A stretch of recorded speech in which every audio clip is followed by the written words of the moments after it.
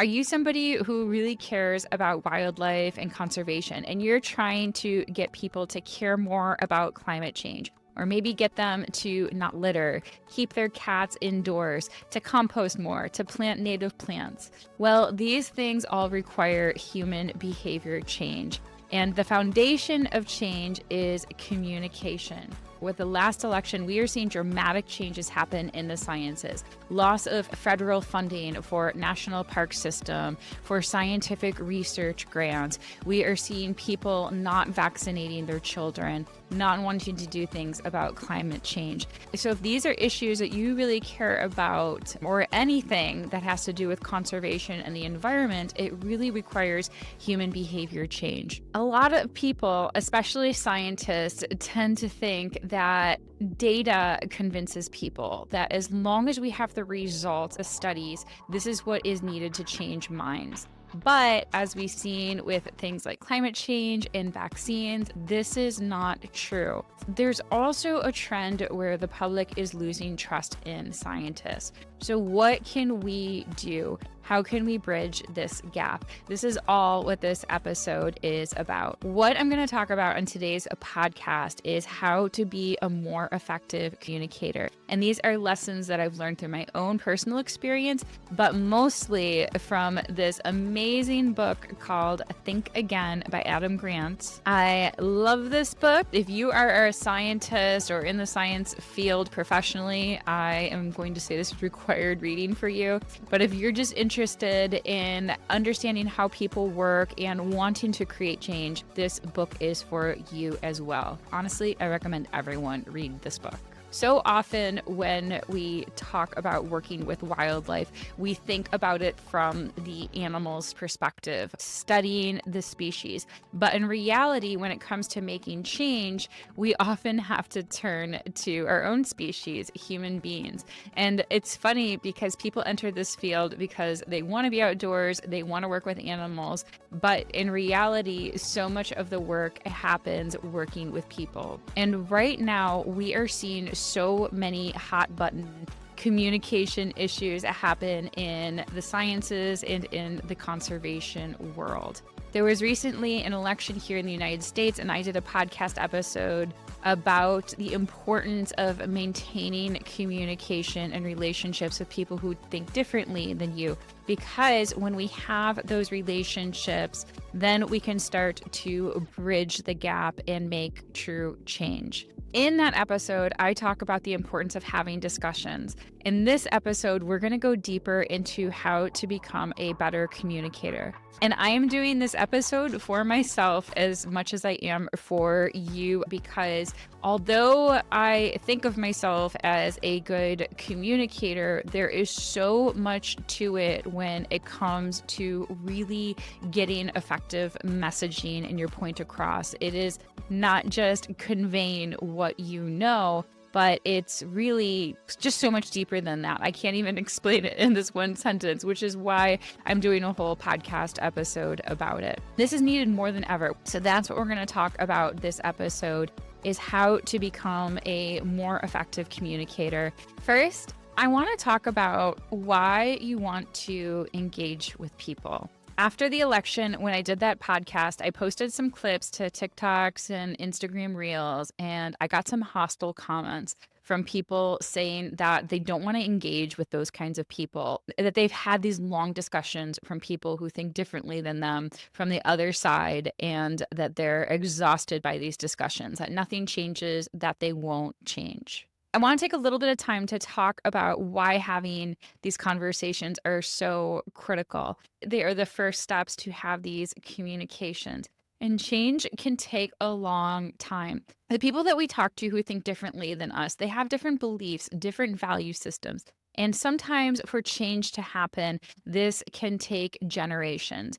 Even if you're not seeing the change happen right away in real time, or even years down the line, it doesn't mean that it is not working. Sometimes things can take a long time to really change. As you're going to learn from today's episode, I really want you to have an open mind for seeking to understand. We're going to talk a lot about the importance of understanding who you're trying to communicate with, but also the importance of having these discussions really lets you think about your own systems, values, thoughts, and how you go about doing things. And in fact, in the Think Again book, so much of the beginning chapters is all about this, the things that we have taken to be as truth, to be so important that we know to be right. He's asking you to think again. And when we do this, we become deeper thinkers. We realize that most issues are incredibly, and this allows us to grow as a person. This type of self reflective behavior and thinking is not just important for making change, but it's important for us as well to really become the best version of ourselves. We so often think that we're right, that we know what's best. But by engaging in these conversations and truly having a more open mind, this actually makes us stronger. Adam Grant writes, we learn more from people who challenge our thought process than those who affirm our conclusions. Strong leaders engage their critics and make themselves stronger. Weak leaders silence their critics and make themselves weaker. In the podcast episode I previously recorded, I talked about not leaving Twitter. So many scientists have left Twitter in an act of protest. But for me, this is different because Twitter is a social media platform. It's still the biggest one of its kind. And that means that there are people on there to reach. If everyone who thinks the same kind of thing leaves, then it's only left with certain kinds of values and belief systems. I want to be there to provide different perspectives and also see how people view things differently as well. When we see that, this makes us better able to reach those kinds of voices. And we can't make effective change when we're only talking to people who think like us. To make real change, we need more people on board. And this requires us to have these debates or discussions. In Adam's book, he talks about the importance of being disagreeable and being somebody who likes to have debates. And this has always been me. I've always liked having these discussions where we get into like real issues and talk about what other people think. I've always found that really interesting. He uses the example of Pixar working on The Incredibles. The Incredibles was thought to be a movie that couldn't be done at the time because the animation wasn't highly developed enough to do human characters.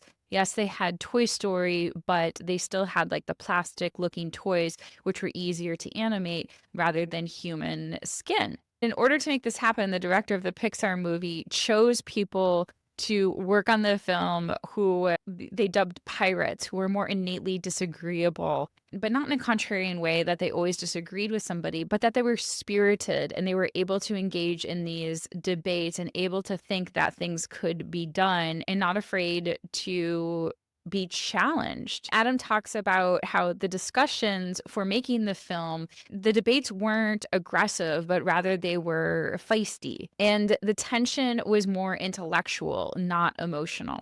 When you're moving forward with discussions, instead of approaching it as an emotionally exhaustive argument, start thinking about it from this more intellectual, feisty perspective. Like how can you be intrigued? How can you be invigorated? How can you be curious about what the other side is saying? A lot of times when we think about engaging with the other side, we view it as a heated argument, and it doesn't have to be this way. I want you to reframe it as a debate, but even more than that, can you think about it as a dance? To think of it as an argument or you're trying to change somebody's mind, a lot of people think you need to come in armed with knowledge. Even the words like armed, like it's like battle. You're going to battle. But it doesn't have to be that way. When you think about it as a dance is more like a give or take. Sometimes you are being led, sometimes you are the one leading a little bit.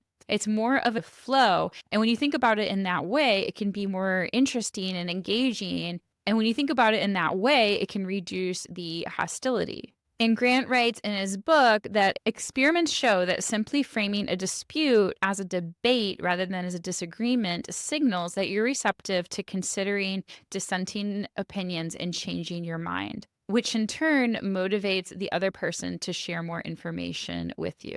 before we get into the more effective means of having debates and the communication tactics that work, or the list of do's, let's talk about some don'ts. We talked about not thinking about it as an attack already, but you don't want to attack with facts and logic. Facts and logic actually don't change minds. And what research has shown is that the harder you come down, the more research you can pile up, the more data you can pile up. This can cause people to back into a corner and really dig into their heels into what they already believe in. And research has shown this to happen on both sides. I remember coming across this article about how this worked for both political parties here in the United States, that when they were presented with information that was negative about their own party, that they disputed it and they doubled down onto what they really believe.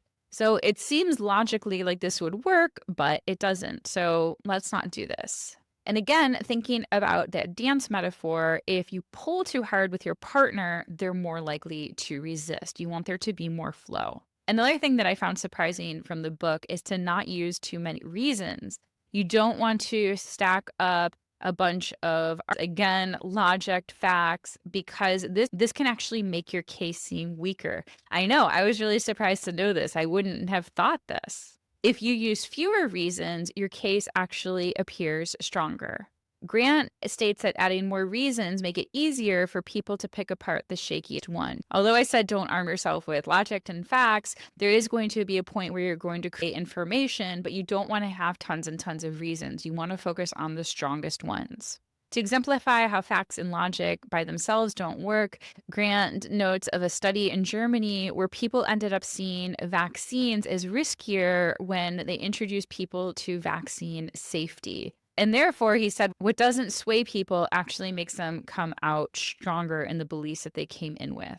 Adam also brings up a point of not being in what he calls an idea cult. So he says something is always good or something is always or never bad, then you might be a member of an idea cult. And honestly, this is not uncommon in science for people to be so rooted in their beliefs, they're not even open a little bit. When we're like that, we're not able to take on that self-reflection ourselves and see things from any perspective outside of the one that we believe in. Now, let's talk about the do. First, I highly recommend that you have conversations in person so that you get to know the person and the person gets to know you. This alone makes things more amicable because you're able to see that the person is a human being. You're not hiding behind a screen. You're not typing furiously. What really helps us even more is if you can build a relationship with this person on things outside of the topic that you are going to discuss. Now, this might not be possible if you, for example, work for the government and you are at a town meeting and you need to talk to members of the public. But when I did the podcast post-election, I was talking about not ending relationships with people you already know who think differently. Build upon the relationship of things that you have outside of the issues that you're talking about. For instance, I led a blogging group and one of the members was a Trump supporter, and we were friends because of blogging. We bonded, we had a lot of good discussions about blogging, and then we were able to talk about things that were political, that were relevant to conservation, where he thought differently than me, because we had formed this relationship. And even though there were debates and we were going back and forth about issues, we always kept it friendly and we always still liked each other because we had that bond from blogging. See if you can have a genuine discussion with somebody and find something that you like about them. And this is possible for any person. In the book, Adam refers to a study. There was a meta-analysis of over 500 studies with 250,000 participants. And the results were that interacting with members of another group reduced prejudice in 94% of the cases. And he gives the example of Daryl David in the book, who is a Black man. And he talked to members of the Ku Klux Klan, white supremacist, people who engage in hateful practices towards people like him, I want to read a portion of the book that talks about some of the concepts that are really important in conveying effective communication and having dialogue. Daryl doesn't do this by preaching or prosecuting. When he begins a dialogue with white supremacists, many are initially surprised by his thoughtfulness. As they start to see him as an individual and spend more time with him, often tap into a common identity around shared interests and topics like music. Over time, he helps them see that they joined these hate groups for reasons that weren't their own. It was a family tradition dating back multiple generations, or someone told them that their jobs were being taken by Black men. As they realized how little they know about other groups and how shallow stereotypes are, they started to think again. This is how change really happens. We have to be willing to have these brave conversations. When you get to know somebody from the other side, you can find things in common. He found things in common with members of a group who actively hate people like him. They bonded over music. So this can happen in a magnitude of situations. But we have to be willing to engage, to actually want to know the other person, to see the other person, even if they are hateful, as a human being. What that paragraph really showed is that Daryl was willing to understand where they were coming from. When we think about it from that angle, that we're trying to understand them better, then that can de-escalate our own emotions and allow us to open up. As mentioned in the previous podcast, I also have a lot of followers on Facebook, especially, of people who voted for Trump. But we all like animals. We all like wildlife. So where can you find that common ground? Where can you find the things that you like about them? And then also, like, think about yourself. Like, are you coming across as hostile, as angry? And I get that you are about this situation. I understand the frustration, especially when it impacts animals who don't have a voice in the situation. I get how things can be so emotional for us. But again, if you try to understand their perspective, where they're coming from, that can reduce some of the emotions. I can't even tell you how many scientists would show up on Twitter, and there's still some of them there. There's still some scientists who haven't left, who show up with anger and hostility and blame. And of course, you're not going to change minds if people are feeling hostility from you towards them. It's not going to open them up. Again, it's going to make them want to dig into their heels and really double down on the beliefs that they came with. So how can you be more approachable? Even if the issues are serious, it doesn't mean you have to carry so much hostility to the debate, to the discussion. You can lighten up. You can find something that you like about the other person. Another book that really helped me in my life was Dale Carnegie's book, How to Win Friends and Influence People. I read this book when I was young because my dad was reading it. And just giving people compliments can really change how they interact with you. But it has to be genuine. Don't just like butter people up. Find something that the other person is doing that you genuinely admire, you genuinely enjoy, and compliment them and work from there, work from common ground. The next do is to be a scientist. And this is so funny because a lot of scientists are not good at this, to be honest. When it comes to engaging with people, having conversations, from what I've observed and also my own past experiences, we come in with our heavy set of knowledge and facts about a certain topic. And as I mentioned before, we're like armed with knowledge, ready to fight, ready to go to the debate battle. But this doesn't get people to open up. So you want to be like a scientist. You want to be genuinely curious in the other person, what they have to say. Ask them questions. Be willing to learn. And in just through asking questions, this actually gets people to open up, to be more reflective, and to quote the book, think again about what they believe. For instance, I remember before I got married, my now ex-husband and I would have debates about the healthcare system. And he thought that basically he was libertarian and he basically was against health insurance. And he would talk about how we should just like pay everything out of pocket. And I remember asking him questions like, okay, say I was like in stage 4 brain cancer, like how would I be able to afford that? And because he would be talking about how, like, if that's how the system worked, that everything would be more affordable. And I was talking about how technology is so different. So, how some things innately couldn't be affordable. But rather than just go into like how I didn't think that would work, I asked him to explain, like, how could that work? Like, if you had to do something that was more expensive, like, how would that work? So, asking people questions about how they think that the things that they believe would actually take place, how they would unfold, tell me more about how that works. And Adam Grant's book gives you the language to be able to engage with people like that.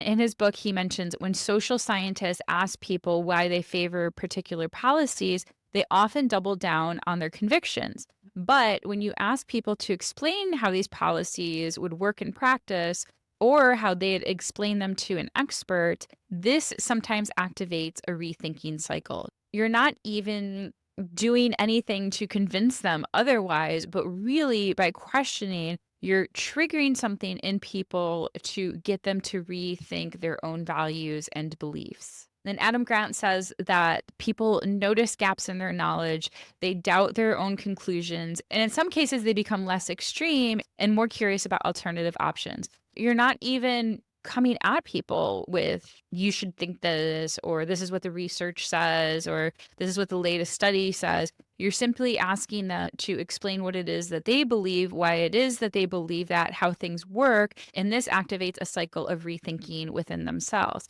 And it also serves the benefit of helping you understand. He talks about how skilled negotiators rarely go on offense or defense. They ask curiosity questions like, so you don't see any merit in this proposal? And by doing this, you're not telling people what to think, you're asking them to dance. This leads well into the next point, which is to truly listen. Listen to listen, listen to understand. Don't listen to change minds. Really listen to understand how other people are thinking. Adam Grant has at least one whole chapter about this. He talks about, and he gives several examples. He gives an example of someone called a vaccine whisperer. And what they do is they work with people who are undecided about vaccinating their children. And the premise is that they really go in to understand where that person is coming from. And there's some key points to this listening as well. They call this motivational. And so there do come opportunities for you to insert what the research says about vaccines or whatever issue you're talking about. But the idea is you want to build trust first and really listen to understand. The three key concepts to do motivational listening include asking open-ended questions, engaging in reflective listening, and affirming the person's desire and ability to change. And that was key in the vaccine example, that the person working with them, he validated the mother's desire to want to protect her children no matter what she decided, whether she decided to vaccinate her children or leave them unvaccinated. He made her feel and genuinely believed that she cared about her children and was making the best decision for her children. When you come from that stance, genuinely, that person gains trust in you, and then they are more likely to hear the information and be open to the information that you share. It's not that he didn't share any information about vaccines or what the research says, but he developed a relationship first, built that trust, listened to her, and empowered her to make the decision that was best for her children.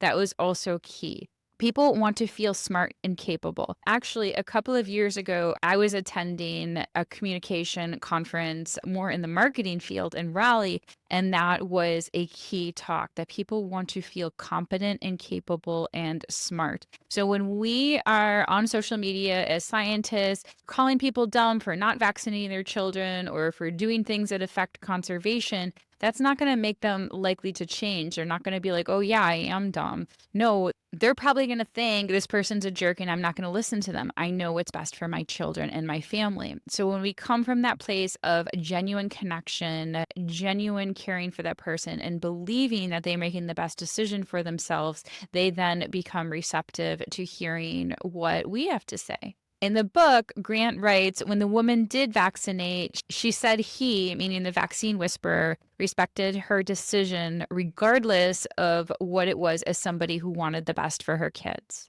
And when you are doing this kind of listening, it is so important to come across with truly listening as your main priority. He talks about when people sense that they are being persuaded, they shut down, and this is not effective. Rather, you want to come across, as Grant writes, listening is about truly understanding more interest in other people's interests rather than trying to judge their status or prove your own. He used another example of Betty and her ability to talk to Joseph Kony of the Lord's Resistance Army in Uganda, which is a rebel group. She was able to break through because, as the book quotes, she empowered them to generate their own solutions, which gave them a sense of ownership. So that is so important for us when we are working with the public on heated, controversial issues. What can we do to empower them with their own solutions so that they can feel the sense of ownership? And that's one of the big reasons why I love community science so much, because when people are conducting community science, they are collecting data and they feel the sense of ownership. They feel the sense of contribution, and it empowers them. Some other things I want to point out from the book is that when you're listening to understand more, it makes people less anxious and defensive, and they felt less pressure to avoid contradictions in their thinking and encouraged them to explore their opinions more deeply. It goes on to say that many communicators try to make themselves look smart. Great listeners are more interested in making their audience feel smart. Because this issue of vaccines is directly one in the sciences, I want to read from the book this process. Eventually, when he understood Marie-Helene's beliefs, Arnaud asked if he could share some information about vaccines based on his own expertise. I started a dialogue, he told me. The aim was to build a trusting relationship. If you present information without permission, no one will listen to you. Arnaud was able to address her fears and misconceptions by explaining that the measles vaccine is a weakened live virus, so the symptoms are typically minimal, and there's no evidence that it increases autism or other syndromes. He wasn't delivering a lecture. He was engaging in a discussion. Marie-Helene's questions guided the evidence he shared, and they reconstructed her knowledge together. Every step of the way, Arnaud avoided putting pressure on her. Even after talking throughout the science, he concluded the conversation by telling her he would let her think about it, affirming her freedom to make up her own mind. If you're finding this episode helpful, I would love it if you could please share this episode so that we can truly make a difference in conservation. And or if you could rate and review my podcast, I would be so grateful. This helps other people find the podcast, and we can continue spreading these conservation messages. This is a big episode. We have 3 more things to go over. You want to give credit where credit is due. This is not just the right thing to do, but it also signals that you are not a threat. You are listening, and it helps establish that common ground. Even if you don't agree with their belief, you can maybe understand a point that they're trying to make. Maybe you could say something like, oh, I could see how you think that. That's a really valid point. Or I haven't thought of it that way. That's a really interesting way to think about it. But again, you want to be genuine. Don't fake any of this because people can see through this. When we give credit where credit is due, we don't come across as preaching, lecturing, or like a politician. We come across as a genuine human being trying to understand, having a relationship with somebody else. And this opens us both up to more meaningful, engaging dialogue. In the book, Adam Grant has a whole chapter about being an excellent debater, and he interviews one of the best debaters in the world, I think. And Harish says this: you should be willing to listen to what someone else is saying and give them a lot of credit for it. It makes you sound like a reasonable person who is taking everything into account. And this is also what you want to be. You want to be a reasonable person, right? Who takes everything into account. So don't fake this. Do this genuinely, and it will cause a rethinking cycle in yourself and the other person. One thing I was really surprised that the book mentioned is to introduce gray areas. Don't present issues in black and white. By introducing gray areas and including more nuance, you can actually get people more into agreement on things. In this book, they talked about a series of experiments where they got people to agree on abortion issues from vastly different ways of thinking about the topic. And it was more effective when they first read articles about gun control that included a bunch of nuance. So nuance can actually provoke and activate these rethinking cycles for people to not see issues as black and white. They use the example of climate change. When we think about climate change, we often think about people as being into two camps, that they either believe in human-caused climate change or not. But I was surprised to read that there's actually 6 camps of thought. And the book says that people are more inclined to think again if we present these topics through the many lenses of a prism. When, in reference specifically to climate change, when the middle of the spectrum is invisible, the majority's will to act vanishes with it. If people aren't going to do anything about it, they think, why should I bother? When they become more aware of how many people are concerned, they are more prepared to do something about it. So I didn't think about it from this aspect as well, that when you have a complicated issue, you can actually see that although people are not necessarily all the way on the side of where you stand on an issue, there are people in the middle that express some concern, and this can be carried over into your side. Like, look, there are more people who care about this issue. Maybe they're not at the end of the spectrum that I'm at, but they are expressing concern. So this can show that actually there are more people out there than people think who are expressing concern about this issue. The book also says that when someone admits uncertainty, it surprises people and they end up paying more attention to the substance of the argument. And I totally agree with this. When I worked with teachers and I talked frequently about, as a scientist, there's so much we don't know. And that's actually our job as scientists, is to understand what is going on in the world. And when they would ask us questions and get us to the point where we said we don't know, or I don't know, or we don't know as a collective, they just thought that was so cool. And that's so different from what we learn in school, that there's just one right answer, but there's not. To demonstrate this point, I want to read this part of the book. If we don't understand someone, we can't have a eureka moment by imagining his perspective. Polls show that Democrats underestimate the number of Republicans who recognize the prevalence of racism and sexism. And Republicans underestimate the number of Democrats who are proud to be American and oppose open borders. The greater the distance between us and an adversary, the more likely we are to oversimplify their actual motives and invent explanations that stray far from the reality. What works is not perspective taking, but perspective seeking. Actually talking to people to gain insight into the nuances of their views. That's what good scientists do. Instead of drawing conclusions about people based on minimal clues, they test their hypotheses by striking up conversations. I love that. And that is something that I am going to take with me moving forward as a communicator. Finally, my last tip is to talk like a regular person. When I was in graduate school, I started out talking like a regular person. And then when I gave talks, I was taught to use jargon, to use this more sophisticated, sciencey language that I thought made me sound smarter. But in reality, it disconnected me from people.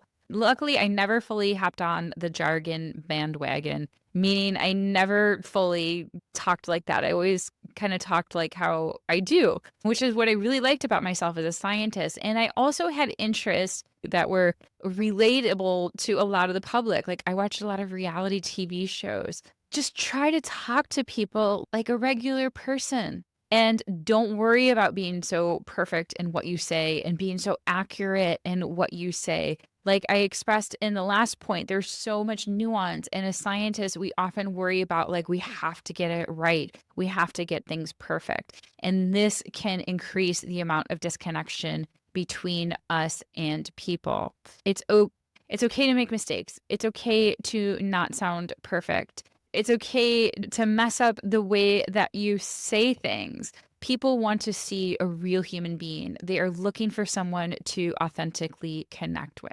One of the things that I know us scientists fear with having conversations, putting ourselves out there on social media, is we're afraid of what people are going to say. So, for help on that, I did a podcast episode about dealing with what I call are the haters. I actually don't think they're haters, but how to deal with comments, how to move forward. So, that is going to be a great follow up episode for you to listen to after this one. Thank you so much for listening. Please share this with somebody who could use this help. The conservation movement needs help now more than ever. We have so much work to do for this beautiful planet, and I want to see you engaging in important, exciting debates, discussions with people. Find your common ground, give them compliments, listen, ask questions. Activate their rethinking cycle, activate your own rethinking cycle, and be excited to have an opportunity where you can learn from somebody else.